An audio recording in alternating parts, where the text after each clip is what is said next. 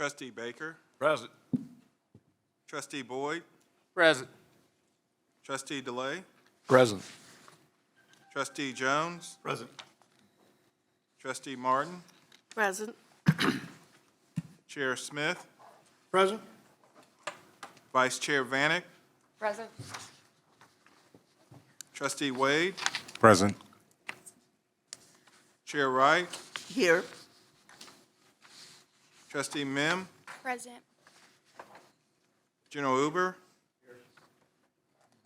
Mr. Massaro. We have a quorum. Great. So our first action item is the approval of minutes. You've had those in your pre-materials, so do I have a motion for approval of the minutes? Motion to approve. And a second? Second. Great. All in those in favor say aye. Aye. Any opposed? All right, the motion for approval of the minutes carries. So our first action item today is rule promulgation and related policy revision. Mark Burns and Jeff Farrar. Is Jeff going to? I'm going to start and then let Jeff clean up anything I say that's incorrect. So good morning, everybody. Good morning. We're bringing two policy changes, both of which require rule promulgation. The first is a change to Policy 312, our policy on academic misconduct. We have existing in policy a pretty elaborate system already laid out about how we deal with student cheating, essentially. These are a series of amendments to that. One is to make it clear in policy that the improper use of artificial intelligence is a type of academic misconduct. You all know that dealing with AI is a huge deal throughout society, but particularly on campus where has the potential to be a really powerful tool for good, but it also has the potential to be misused. So we're clarifying some language in the policy to make sure that we're covered, that if AI is used inappropriately, it does fall under the purview of the committee. The second set of changes involve misconduct by graduate students. And we're essentially saying that in addition to the sanctions that can be applied through our standing policy, that an academic program, if it deems the misdeed serious enough, can apply additional standards, primarily, or sanctions rather, primarily removing a student from a program. And the logic behind that is that obviously academic integrity is important for every student, but for graduate students, there's a higher standard, particularly if they're involved in research jointly with a faculty member, and particularly if it's funded research, because you misbehave in that, and there can be all sorts of unpleasant consequences for the university. So those are the two changes in that policy. Okay. And following Robert's Rules of Order, we'll have a motion and a second and then discussion. So is there a motion for approval? Motion to approve. Second? Second. Thank you. All right, discussion. So I just have a couple of questions for my education. And it really, first of all, absolutely agree with the changes. It makes all the sense in the world, and when you think about what's going on about artificial intelligence everywhere, for us not to make these changes doesn't make any sense. So great job. Thank you for taking this on. Questions for my education. When I look at process under Section 4, it says, if the semester has ended, the faculty member has 10 business days from the end of the date of the semester to submit the integrity report form. My question is, if there's misconduct, is that a long enough period of time really for a faculty member to be able to bring an action? Because this would, I think, be a very serious, any of these things, infractions would be serious issues to be addressed. And my question is in your experience, is 10 days sufficient? Good question. The short answer is yes, and it's also important, we think it is, that a faculty member is going, as soon as he or she discovers it, they're going to want to take action on it and will already have essentially the data they need to make the report. It's also important that we move quickly because what a student does in the next term could be affected by what decision is made on that charge. So it might be nice to have a longer, more elongated period, but it makes it difficult for the student to plan what's going to go on the next semester.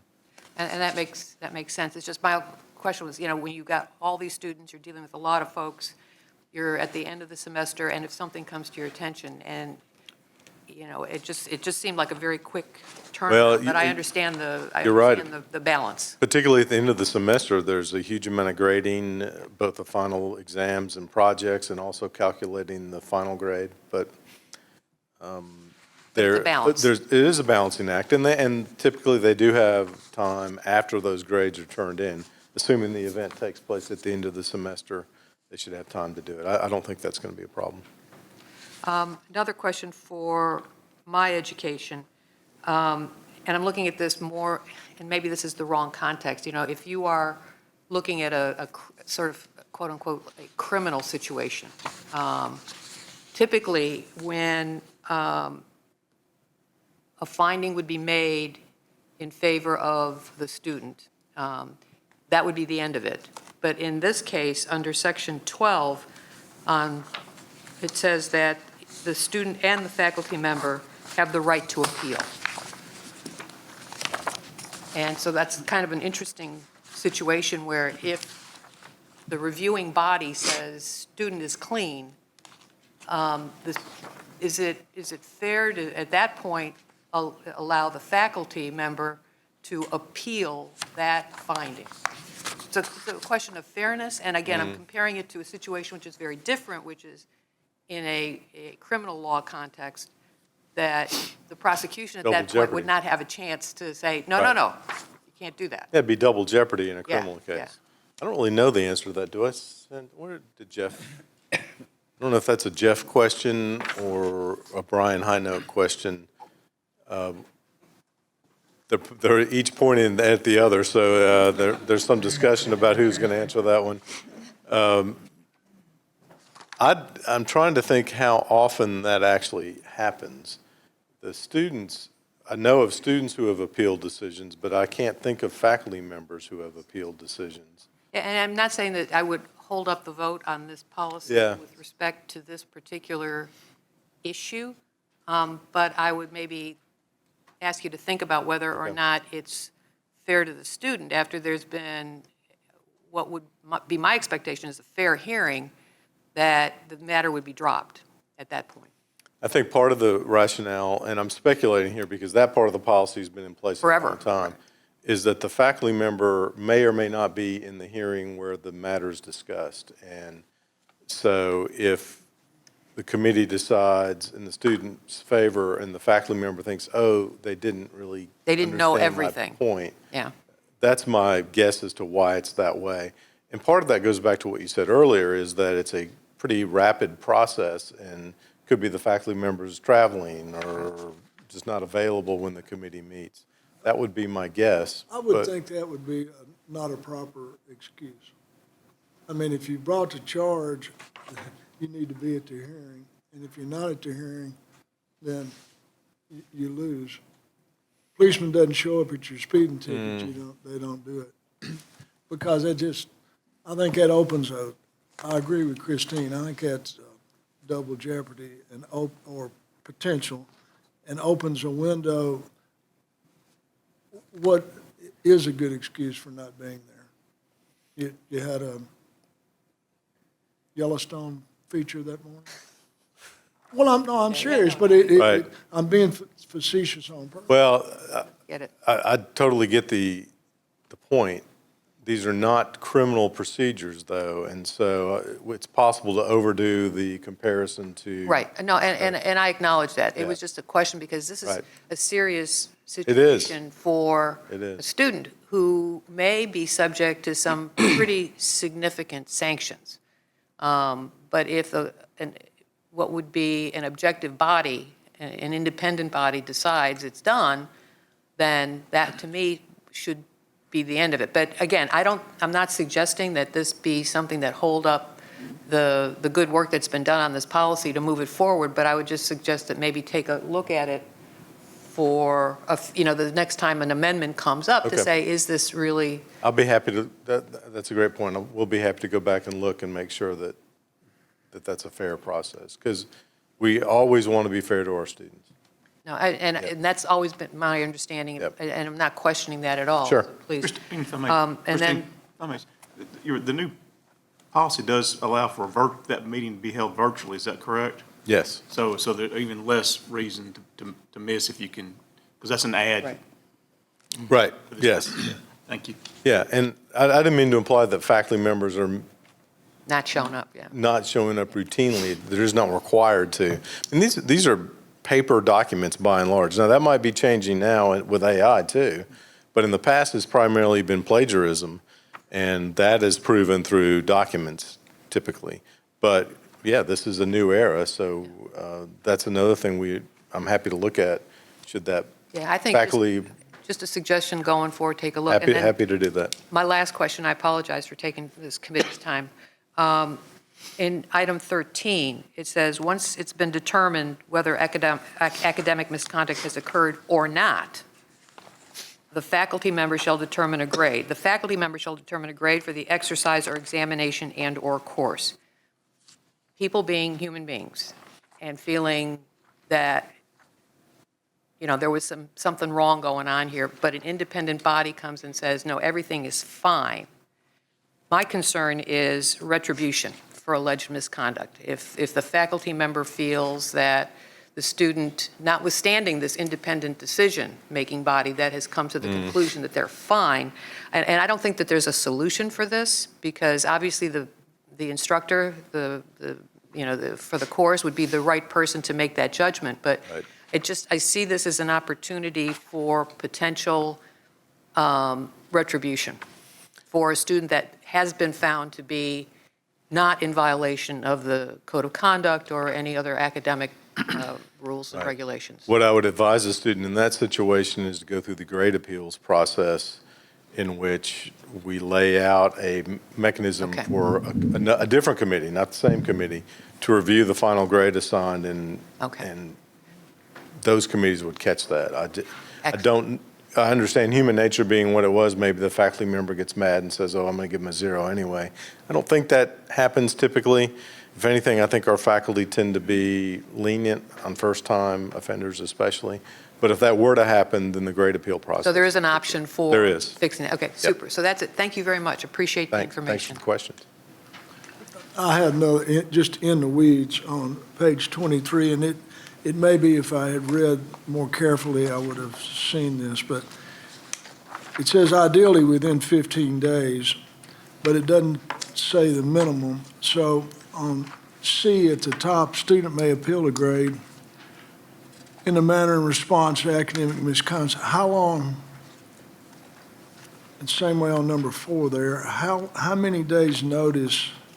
The hearing will take place at scheduled time regardless of whether students there, failure to appear. But how long? At least 15 days, but wonder if they called it the next day. I mean, I think you always talk about the things that aren't likely to happen, but it could happen. So it needs to be within 15 days, but wonder if they called a hearing tomorrow and I'm not ready and I've been accused. I think there ought to be a minimum of, you tell me how many days' notice before there is a hearing. Yeah, it's hard for me to follow along as you're talking. So this is on page 23? Section G, institutional hearing. Yeah. It says within 15 days. It doesn't say how much notice I get. I see what you're saying. So I No, got this. we have a director of academic integrity who works with the student to make sure that the student can be there. So I know of no case where we've tried to rush something through and, when a student can't be there. I understand if the intent is good, but if it isn't good, for whatever reason, human nature, I think there ought to be a minimum. I'm happy with any, but the student needs to know he's got 3 days to prepare for it, or 5, or, It might help to ask just generally, how many of these kinds of things do we see in a year or in 5 years? Or my impression is that this almost never happens, because misconduct happens, but we don't get to the hearing process because the student can. Typically, the director of academic integrity will work with the student and the faculty member without going, as you say, Mary, without going through the full process to reach a conclusion that everybody agrees to. And it's typically educating the student about why they're in this situation and what they can do to stay out of that situation in the process. I don't have those numbers off the top of my head. We can certainly get them, but in terms of the full-blown hearing, that's a fairly rare thing. I mean, back to the criminal system in society, very few trials. Most things end up in a plea bargain, and we Well, don't if use it's that terminology, but it's the same if it's idea just here. one that screws up, is what I'm worried about. I know there's not many, and the likelihood is low, but if that's your little boy or girl, and it doesn't work out, then one's enough to get sued for being unconstitutional. We're happy to add some sort of minimum number of days if, I'd be happy So to I'll add ask- some number, any number that you'd like. okay. Okay, so shall we amend the motion to add that? Or, this is great discussion, so the question is whether to go on with the motion and Well, have this follow, or to amend the motion today. I would prefer to let us think about it a little bit rather than pluck a number out of the air now, because if we're going to do a minimum number, we might need to adjust the outer number, and if you'll let us come back, that would be my board meeting. preference, but obviously it's the board's decision, Okay, would you committee's prefer decision. we delay then the motion? Well, I'd like you to, my preference would be you approve what we have here, and The board Have you meeting. come back? then I'll agree to come, I think there's confusion. okay? If we're looking at page 23 and letter C, is that what we're looking at? The student may appeal a grade given? It's G, institutional hearing. Okay, that falls under number 3. And so number 3 is the director is providing a student in writing with this information. So the student has the right to appeal, which would then go to page 27, appeal of the decision, that says the student may appeal the decision within 5 days of the receipt. How long does the student have to get prepared for this hearing, is my point. It says it ought to be within 15, but it doesn't say if the hearing officer said, we're going to have that this afternoon. I know that hadn't, and I know it may not, but it's the one or two that gets you in trouble. We're happy to come back with something that will satisfy that concern. It's in the weeds, but I've just, if that's me, I think it's deserving. Okay, well, we have any other discussion? That's great discussion, great minds, thank you. So we have a motion on the table, and we have a second, so we'll proceed with the vote. All those in favor say aye. Aye. All those opposed? Nay. Okay, the ayes have it, and we have passed the motion, and then the points of discussion, which were great, will come under more discussion from the administration. And then we have a second rule promulgation and related policy revision for residency classification. Chairman Wright, would you prefer that we do both policies Oh, and then come back and do both rules? It's whatever you Well, we prefer. just did the first. Do you want to just proceed then individually with the second? James, what's your, I mean, we already have a vote Yeah. on the previous policy and rule, so and since there was some discussion did that include with the that rule? one, I I think. think it's passed, Separate but with, might be on your better. word that you're going to come back and we can amend it. Well, we're talking about the rules. Yeah. We passed the rule promulgation now. Yeah, maybe right now is a good time for me to jump in and talk about, because for the folks that are new, you probably don't know this. For those that have been around for a while, you probably remember, certain university policies have to go forward and be promulgated as formal rules, go through a long process, ultimately accepted by the legislature. The academic misconduct policy is one of those policies. So there is a rule also included in the materials that will need to go through that entire process, parallel to, in conjunction with the policy. And this committee's the first step of that process. It'll go from here at the Board of Trustees meeting next month. There will be a rulemaking hearing to discuss the rule, invite public comments to the rule, et cetera. Then it goes to the AG's office, then to the Joint Gov Ops Committee, and then ultimately to the legislature, where it becomes an official state of Tennessee rule. So those two are going together. And the changes to the policy that Dr. Burns just discussed, the purpose of the rule is just to, we have a rule in place, the same changes are going to be made to the rule. But they are two separate Vehicles. thank you. Well, rather than do it twice, would you just be better off to not pass it now and correct it and do it all I mean, I don't think anybody wants to give more work. That's a good point. I wasn't even thinking about the rule. So let me ask Vice Provost Highnote, is there any reason this can't be delayed for 3 months? Just yay or nay? Okay, that's fine. That's totally fine. We can bring this back at the next cycle. Okay. I'll make a motion, we reconsider What, the vote we just did? Okay, that sounds fine. So there's a motion to withdraw the vote that we just passed on rule promulgation. Is there a second? I'll second. Okay, all those in favor say aye. Aye. And all those opposed? Okay, we have rescinded that vote. Thank you. Residency classification? Thank you. You got that right. This is, as you probably know, the state of Tennessee provides a benefit to K-12 teachers in the state that their dependents get a 25% discount on tuition. What that law does not say is, does that apply to in-state or out-of-state tuition? We had a situation, and as far as I know, this has just happened once, in which a person taught in Tennessee but lived in a contiguous state. Georgia, I think, maybe. So what do we do in that situation? Do we give them 25% off in-state or 25% off of out-of-state? This proposal would simply change the way that we do our admissions calculations and say, in those cases, which we presume will be quite rare, we will give that student in-state tuition and take the 25% off of that. This would make the bursar happy because it will clarify what we do in this so far unique situation, and will get us another student.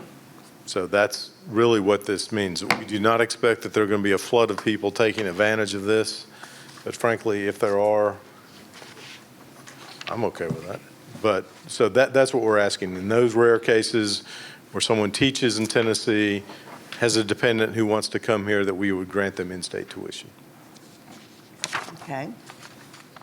And James, clear my confusion. Are we delaying votes on these, or are we taking a vote on both of them together? We can take a vote on the policy and the rule in this instance. Okay. The rule will be engaged in a rulemaking hearing at the board meeting. So from this body here, it's a recommendation of approval to the board regarding the rule. Okay. And it's approval of the policy for the board to consider. So I am asking if there's a motion for both policies to be approved and presented to the board. Well, let's clarify that it is approval of the policy revision for residency classification and a recommendation of approval of the rule of residency classification to the board. Thank you. Thank you for restating that. So moved. Okay, So moved. okay, moved. so moved with Bill, and is there a second? Second. Right, and is there a discussion on the residency classification? Alan was going to get the number. How many is it? 2 or 10 doesn't make any difference. It were 1,000. Yeah, I think we're talking less than 2 or 3 in this case. Now, going forward, that doesn't mean numbers won't change, but historical, we're probably talking 2 to 3. So if you look at that in out-of-state tuition versus in-state, it's not a significant financial impact. Just one more. Remind us how many dollars worth of unfunded mandates we have per year. This is a tiny not even a rounding error, but just to remind the board, new and old, Right. how many we have. Yeah, and what he's referencing is the legislative mandates that we have for programs like this, other programs the state has deemed. It's about 3.3 million that we have in these programs, and we are given about 300,000 in appropriations from the state to cover those, so we cover the remaining 3 million. So it's about $3 million a year we have of those mandates. I mean, it's a significant number. All right, further discussion? Anything else? All right, then we will take a vote. All those in favor say aye. Aye. Any opposed? All right, the motion passes. And let's see, are you next, Provost Burns? Yes, ma'am. You are, with approval of expedited tenure. This is a happy item. Dr. Sal Barbosa, who is here. Sal, if you want to wave, stand up. Achieved tenure and promotion in our Department of Computer Science some years back, then made the tragic error of leaving MTSU to go to the private sector, and was quite successful, as I understand, in the private sector, but decided he really enjoyed campus life and especially liked teaching our students. And so he has been rehired. Sal was well liked by his colleagues in the department and by his students. And so instead of making him go through the entire tenure process again, which seems ridiculous, we come to you with this request for an expedited tenure, and so we can fully welcome him back to our faculty. All right. Is there a motion to pass? So moved. So moved. Is there a second? Second. Second. All those in favor, sorry, any discussion? Discussion? All right, all those in favor say aye. Aye. Any opposed? All right, that's a great motion to pass, and Sal, welcome back. All right. You are still at the podium. I am. With information on performance metrics. So every year at the November committee meeting, we bring to you this set of metrics. And it's in November because we're waiting for the start of the fall semester where we gather this information. Takes us a few weeks to clean it up and make sure everything looks good. So you've seen this same set of metrics for several years now, and this is the latest iteration. A lot of information on here. If I could just highlight a few and then be glad to answer any questions. As you've heard from Dr. McPhee, our enrollment is up this fall, so we're very excited about that, particularly in the growth of our new freshmen. And so you'll see that number jumped from 2,779 to 3,088 this year. Our average high school GPA is up slightly, which we're happy about. The 6-year graduation rate, you'll see, dipped a little bit. And normally we would say, well, that's bad news. But it dipped because our 4-year graduation rate, which is not on this sheet, increased significantly by 2.6 points. So I'll take a decrease in the 6-year rate any day if there's a even greater increase in our 4-year rate. It means students are graduating more quickly, which is what we're trying to do. Our goal is for students to start here and graduate in 4 years. Now, many of them don't do that, can't do that because of working a lot of hours or other sort of responsibilities, but that's our goal. So that one may look like a slight dip, and it is in the 6-year, but it's an increase in the 4-year rate. So we're quite happy about that. Number of degrees awarded has gone up, and our retention rate, that is how many students stick around from one year to the next, is also up in both undergraduate and graduate. So there's a lot of good news here. Happy to talk about those or any other of the metrics that you would like. You'll also be receiving in the near future the annual fact book, which has a ream of information in addition to this. But this, as you'll recall, we went through several cycles of figuring out, in terms of a front and back page, what are the key things that you might want. That's what this is.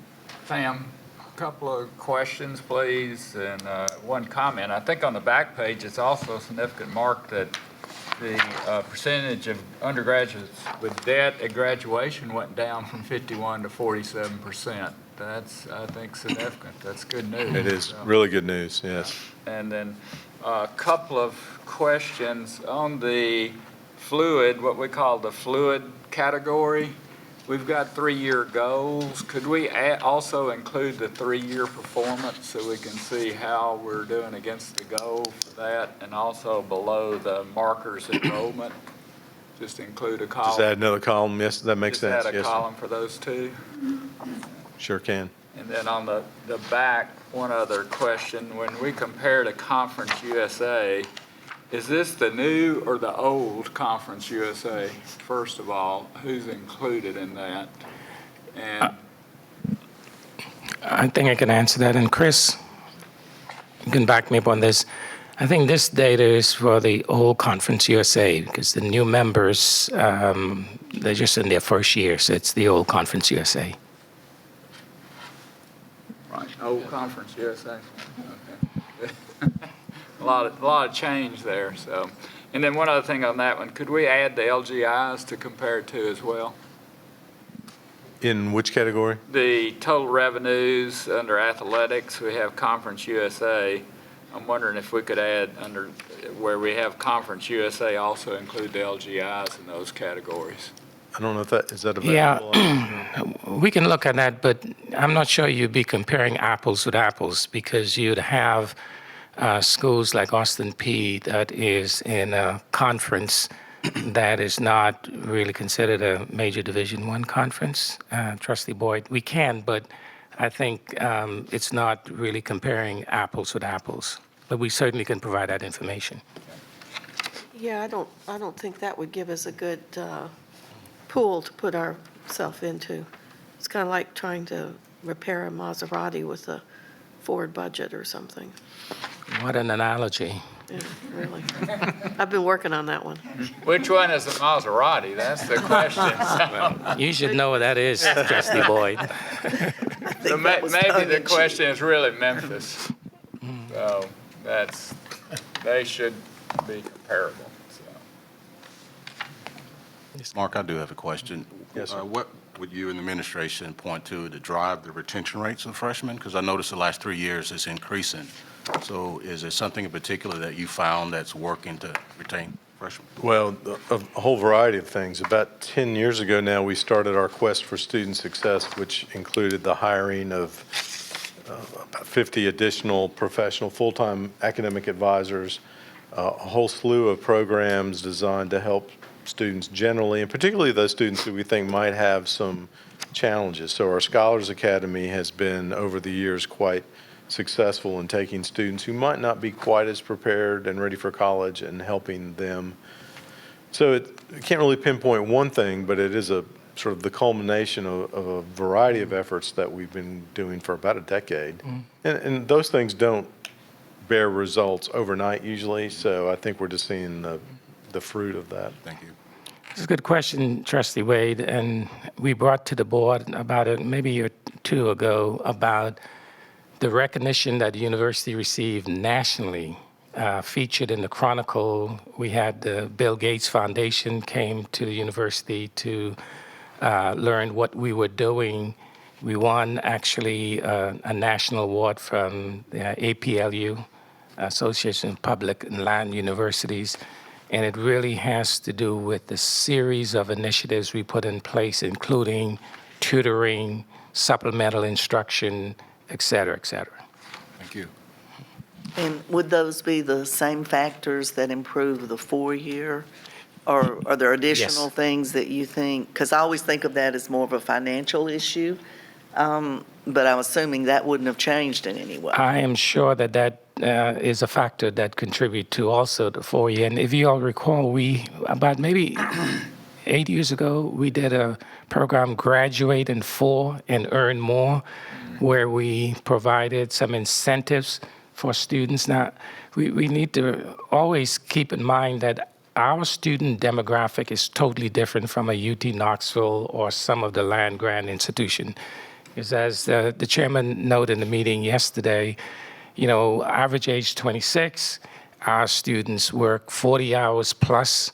So to see that increase in the 4 and the 6 year is really significant in light of when you look at other suburban and urban universities. But to your question, Trustee Wright, yes, I think those factors also help with the 4 and the 6 year graduation rates.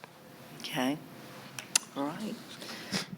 Great report. We love hearing those kinds of numbers. So any other discussion? Do you have anything else on that topic? Okay, so we will move to, thank you, Provost Burns. We'll move to Chris Massaro and the athletics report.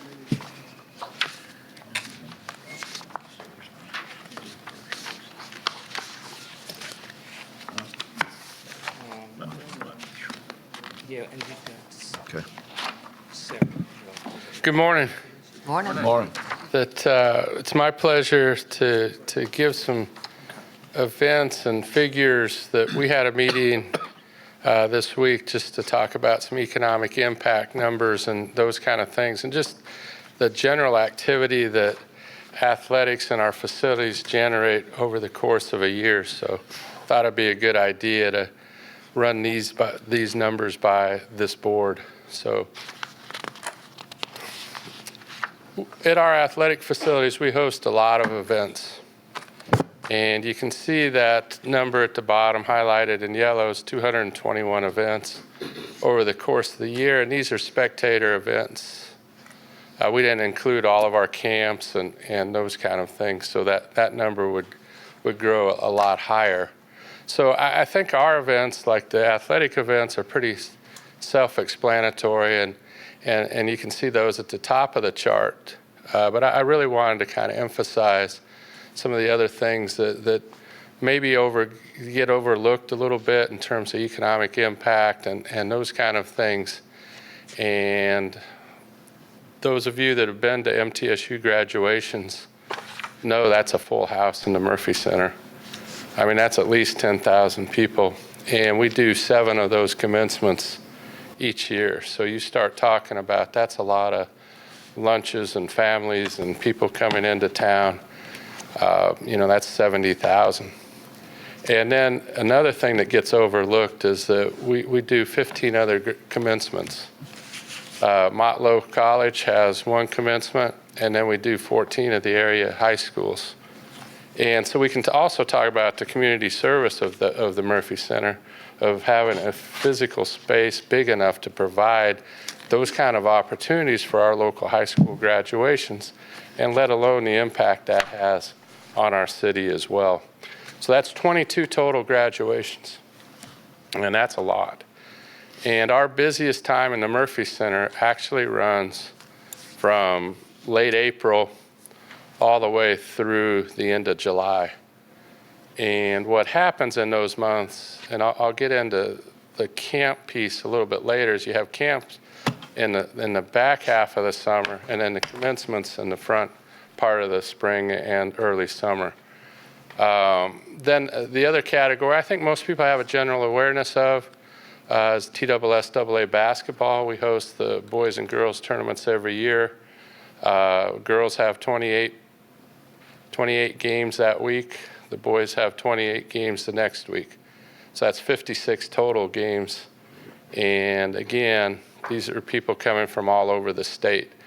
Another event that gets a little bit overlooked because it doesn't make like the sports page is the cheerleading championships, the TSSAA cheerleading championships. We hosted that 2 weeks ago, and it's an all-day long event. I think there was 220 dance and cheer teams come from all over the state. And by estimates, there's about 5,000 people in the building all day long. And those numbers turn over like a restaurant. You're turning over tables and those kind of things. The event's gotten so big, the TSSAA's asked us for a second night now as well because that demand is there. I think a lot of people have awareness of Spring Fling and kind of our role with Spring Fling, and so you can see that. The other thing is the stadium hosts 2 band events each year, Drum Corps International. In the summer, it's a drum and bugle show. This year it drew, I think, 14,000. And then our band, MTSU band, does the Contest of Champions. And that had, I think, 56 bands from all over the state come in and be there. So these are very significant events at the Murphy Center and at Floyd Stadium.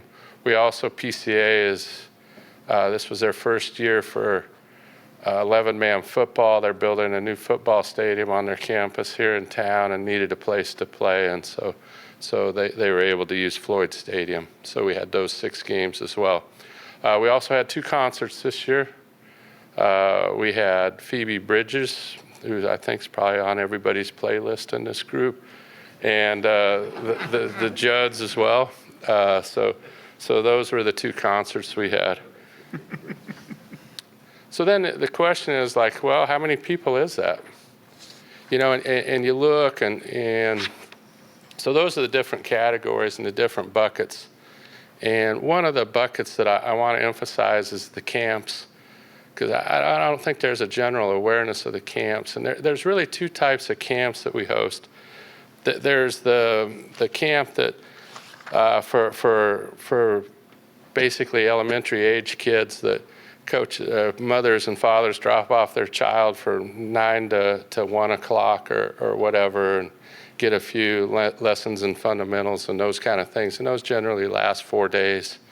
Not a tremendous amount of economic impact in those, but the real impact and the ones that really are important to us in recruiting and those kind of things are team camps. And looking at the team camps, just to give you a little bit of number, the biggest team camp we had this year for sport was volleyball. They had 168 middle school and high school teams come in, and these teams stay for about 3 days. It's a 3-day competition, some are 4 days. And so 168 teams, that's a lot. Women's basketball was next, 164, but football has their individual camps, showcase type camps. Baseball does, men's basketball does. So when you add up all those numbers, it's close to 9,000 camp participants each year on that. So that's 750,000. Obvious goal here is to get that to 1 million. You know, and how do we do that? Number one, that we can draw better in football. That we can do much better there. Those are big numbers and big opportunities. And then to have more events. I think so those are very attainable goals. So what does that mean for hotel nights? And I'm not an economist. I don't track how many visiting fans, how many parents come, and those kind of things. But what I do have the ability to track is team travel, you know, and how many nights. So when La Tech comes in for a 3-game softball series, about how many room nights is that? When last night we played Western Carolina in basketball, how many room nights is that? Is that 1 or 2 nights times 15 rooms or however many an average basketball team does? So that's what we did. You look at the football numbers, and those are obviously the biggest numbers, and so the visiting team comes in, we'll have 6 home games, so that's I think there's 85 rooms or something is about the average there. And then our home team, and it's practice in college football at the FBS level, that the home team spends the night before the game at a hotel. So they can kind of sequester themselves, have a lot of meetings and those kind of things. We do that, and we generally use 40 to 45 rooms each home game. So that's why you have home team numbers and then the visiting team numbers. So obviously you can look at those numbers, and we're right at 3,000.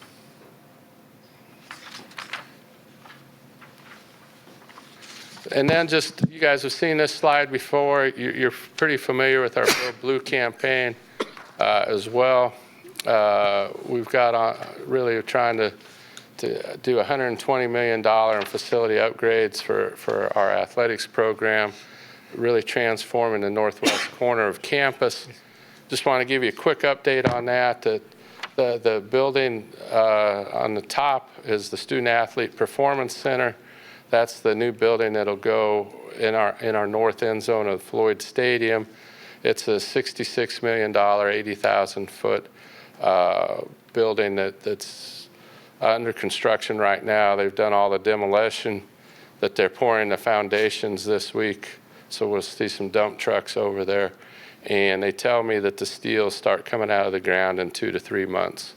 The one in the lower left is our indoor tennis facility, our outdoor tennis facility.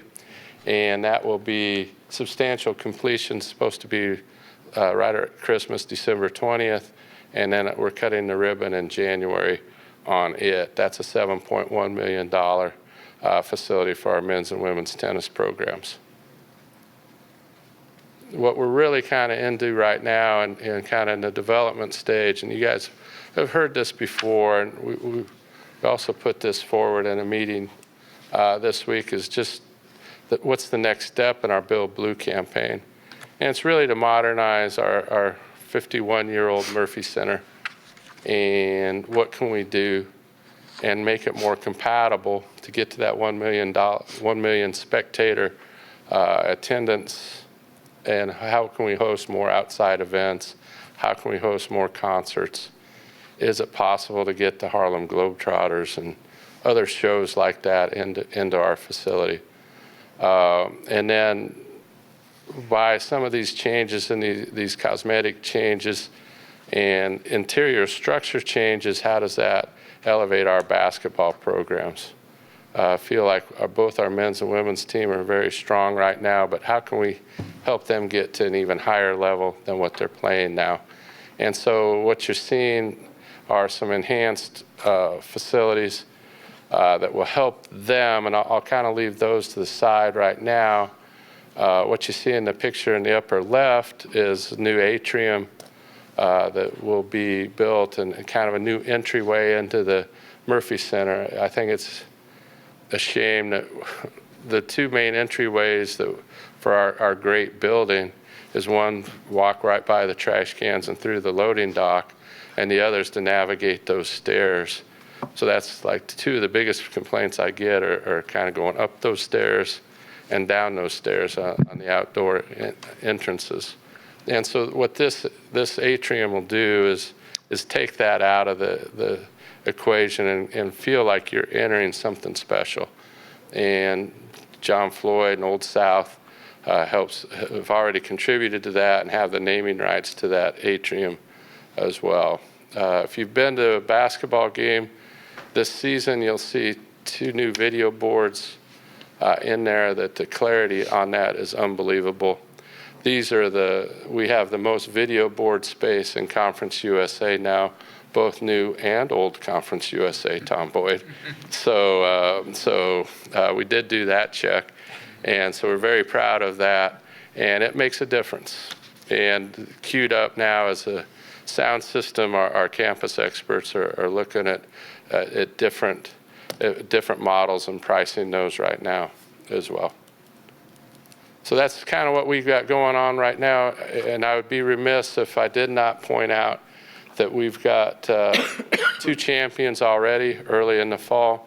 Our men's cross-country team won the conference championship, as did our women's cross-country team. So it was a good way to start the school year. Thank you so much.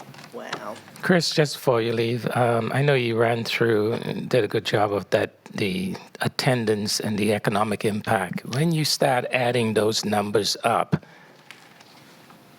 and get to see the dollar value that the university is putting in this community, and you have communities that would provide incentives for business to come in. And when you look at what the taxpayers is paying for those businesses to come in and what they are generating, it's pale in comparison to what existing industry like MTSU is delivering in this community. And people tend to forget that if you really look at MTSU not being in this community, if we disappear, what Murfreesboro would look like.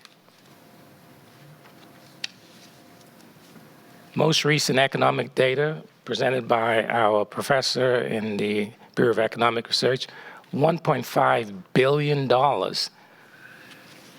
And that was, Mr. Chairman, do you remember, that was even before the pandemic. And included COVID, which it's bigger than that. That's right. And so I think that's a message that we really need to continue to get out, that, the community, we should not be taken for granted. Another point, the 200-plus events you have that on the first couple of slides, a lot of times, those are the first impressions people have of our campus when they come here. The people who ultimately matriculate and become our students. Yes. So the upgrades to Murphy Center, an older building that needs a lot of upgrades and love. We talked about this previously and how we're going to fund that. It's a virtuous cycle in terms of recruiting new students here. That's correct. And Pete, you break down those numbers a little bit, and like to take the basketball championships, those 56 games, well, how many high school students are actually filling those arenas? And people that are making their college decisions that are coming there, and the cheerleading championships and those kind of things, the commencements. Let's not forget about the little brothers and sisters that are watching their sibling graduate and thinking about where they may want to go to school. So the Murphy Center, I think, is extreme importance to student recruitment and impressions on campus. So thank you for emphasizing that. Never point. get a second chance to make a first impression. Chris, speaking of impressions and marketing, would you please show your coat lining as a market employee? Showtime. All right. Where's the There's a lot of it there. So it's got the little empty on it. I like that. So I ran into Trustee Baker out in the parking lot and showed him that, and probably be a moment I'll regret for a while. Any other questions? Thank you guys for your time. Thank you, Chris. That is great. And I'm glad we could kind of end the meeting on a laugh. So those are impressive. I don't remember that we've seen those events numbers before. So that's really good information for us. Thank you. All right, that concludes our agenda. That concludes our meeting. And if there are no other comments from anyone, then the meeting is adjourned. Thank you. It's adjourned and we'll start in